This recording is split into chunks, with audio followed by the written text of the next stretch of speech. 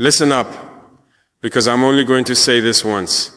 My name is Ibrahim Traoré, President of Burkina Faso, and I'm here to tell you something that's been burning in my heart and in the hearts of millions across Africa. We are done staying silent.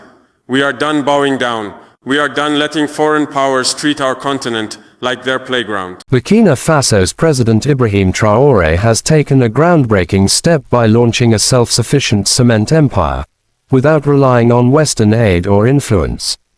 In a bold move for African independence, Traoré's initiative not only boosts local economy but sends a strong message to the world: Africa can build without dependency. This inspiring story showcases African strength, vision, and leadership. Watch how Traoré turns resistance into resilience and cements a legacy of self-reliance. Don't miss this powerful transformation. A new sun was rising over the land of Burkina Faso. As always, the Western world believed that another African leader would come to power and eventually lean on their financial aid and influence. But Ibrahim Traoré shattered all their expectations. When he took office, the country's economic condition was dire: an empty treasury, broken infrastructure, and chaos everywhere. But Traoré's spirit was built differently. He had one clear mission: to free his people not just politically, but economically too. Western advisors quickly stepped forward, offering IMF loans, World Bank consultations, and aid packages labeled, "for stability." But Traoré gave them a direct response: "We don't need your money.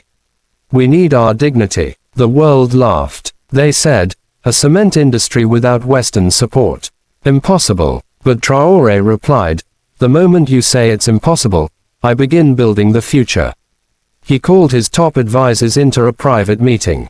On the table was a blueprint, showing Burkina Faso's natural resources, the chemical composition of local soil, and the entire cement manufacturing process. Everyone was surprised by how deeply the president himself was involved in the technical details. But this was his real strength: leadership with vision and purpose. He declared, "Our time of dependence is over. We will not remain consumers. We will become producers." First, he identified locations where natural limestone was abundant. Then he mobilized local engineers.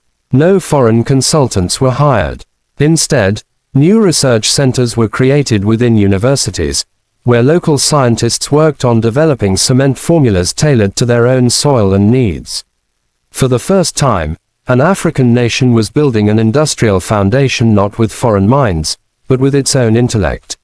Western media dismissed the project, calling it propaganda. But when the first cement bag rolled out of the factory with the label, "Made in Burkina Faso," for Burkina Faso, it wasn't just a product, it was a statement, an explosion of self-respect, a thunderous reply to those who believed Africa couldn't stand without them.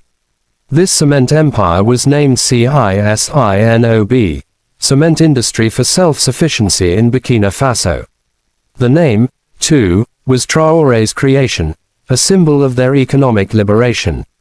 Soon, the factories were running, jobs were being created, and construction costs across the country were falling.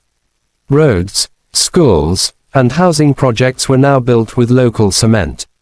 There was no foreign debt, no pressure from the IMF, just the strength of the people, their work, and the shared future.